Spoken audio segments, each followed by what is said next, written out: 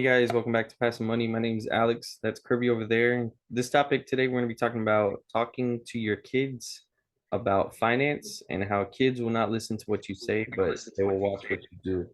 Now, I don't have any kids, so Kirby, this applies to you. And you have two Yeah. different ages. So what is your experience with this? My experience is that let's take it back a step for the older viewers out there. Just let's take it back just a notch. For most people growing up, the parents always kept it a secret what their personal finance situation was with the kids. They always that was like taboo. I mean, even today, they say there's three things you don't talk about: money, religion, and politics. When you're talking to people. For me, that's the only thing I want to talk about is finances, and not to be in everybody's business, but so for people to be more aware of what's going on, what's happening. Um, so growing up, a lot of parents, I mean, still today, parents don't talk to their kids and they believe that the school system is going to right the ship. If the school system was going to right the ship, then the school system should have taught you about finance, which they didn't. But it's amazing in America that you the school system don't teach you anything about finances, but then as soon as you graduate and turn 18 years old, you're considered an adult and you can do everything. You're free to tear up your life financially when you was taught nothing. So if you didn't get taught by your parents and you see how it affected you, why would you repeat the same thing with your kids? And I see it all the time. And I ask, like, do you talk to your kids about finances? Oh no, they're 10, they don't understand. No, they understand. They understand, hey, we can't spend, or hey, this is how much we have to spend. If you're using an envelope system or something like that, hey, this is how much money we have to spend to the week. And it's a good exercise on things that parents need to start talking to their kids. And again, we always talk about kids are going to watch what you do, now what you say. I hear it all the time. Yeah, I told them to do that. I told them they need to be working and saving 50% of their income. The question is, when you're working, do you save 50% of your income? They're not going to do what you say. They're going to do what you do. And I was fortunate. My mom didn't know what she was doing. I was just her sounding board when I was younger. And, she'd be telling me about finances and things like that. So by the time I was, 15, 16, I knew how a check was supposed to be written and endorsed and all that stuff. Actually, I was teaching older people in my family how it's supposed to be done because they didn't know how it was supposed to be done. But my mom, it was a sounding board, and then she did it. And I'm not saying she did it on purpose, but I'm going to give her credit and say she knew what she was doing. But she was, we always talked about finances and things like that. I knew maybe more than anybody in my age group about finances. Not saying that, oh, I was some savant or something. It was just my mom always talked about it because, like I said, I was her sounding board when it came to different aspects because we was around each other the most. But knowing that stuff gave me a leg up. I mean, knowing that stuff actually never let me be late on a bill, always paying the bill in advance and stuff like that. That is what it helped me do. I mean, I've never had a situation where, oh, I got a late notice or a red notice. I mean, I don't know if you probably don't know what a red notice is too. You're probably too young for that. But a red notice is the shut off notice. That's the notice to say, hey, we about to shut this thing off if you don't Yeah. pay. I never had that. I mean, I've been in some bad financial times, but I've always paid bills. And that's why I'm a big thing on if you sign a contract, you meet that obligation because you're supposed to be a person of your word. But those are the things that I realize that lack in a lot of households in general. But before I go too deeper in there, Alice, what should you point out? No, a lot of similarities like with my mom, with your mom and my mom. This same thing, like she's a my mom has always been like a big saver. But when I got past the point of like save, like when I was making money and I got past the point of saving like $10,000, I was like, man, like it didn't take long, but it wasn't quick either. And I was like, how do people make millions? Like, and it was like if that took that took 5 months or 6 months, like how am I gonna get to the point where I can really actually make money. And I think that's what started to change my mind. But my mom didn't have that knowledge on investing. Now, I love my mom, but if you ask her, or if people bring me up, she'll be like, "Yeah, I taught him everything." Like she was she's the one that taught me all this. But and it's funny because we'll have that conversation where you said like don't talk about finances, and she'll be like, you don't tell people how much you make and how much you have, right? Like, because she in her mind she thinks like someone can steal it, like just take it.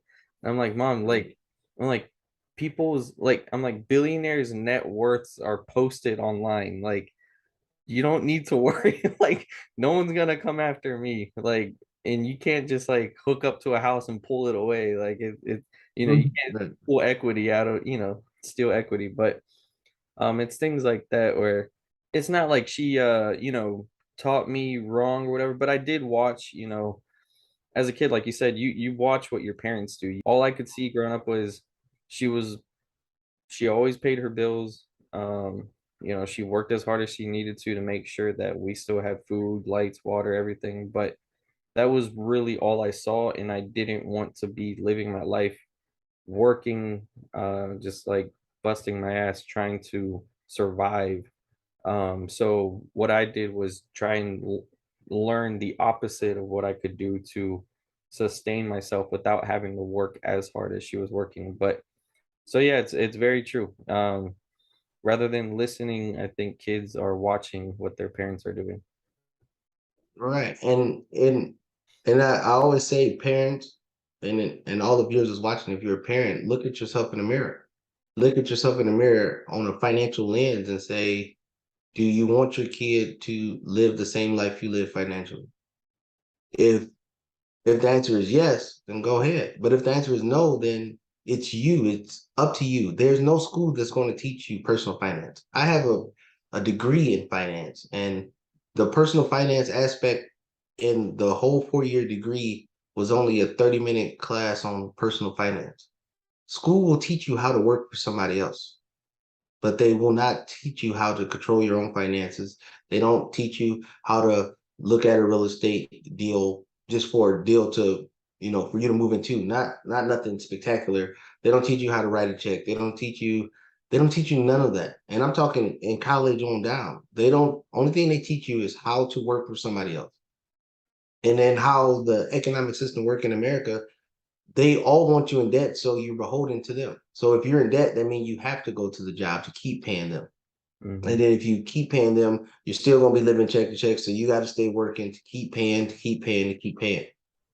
So if you don't have the knowledge of finances and you're not teaching your kid any financial literacy, if you look in the mirror, that's your kid's future. And for kids, if you have parents that don't do well in finance, it's up to you. You can't sit there and blame the world. And I'm not letting parents off the hook, but kids, you can't sit there and say, "Oh, well, my parents was bad at finances, so that's what I have to do."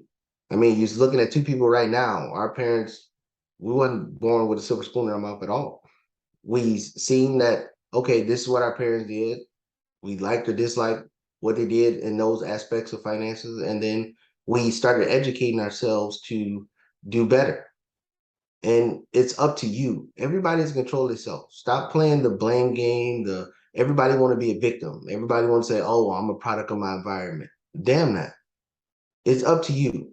Because at the end of the day, you can blame your parents up until you're about 18, 20. You can say, "Oh, it's parent issues." Now, when you get to 40, you got to look in the damn mirror and say, "No, it's on me." So the earlier you start looking into, how should I conduct myself in the financial realm, the better off you will be. But if you want to play the victim, like it seemed like a society that we're going into, everybody just want to be a victim, then so be it. But I'm gonna tell you one thing for sure, two things for certain.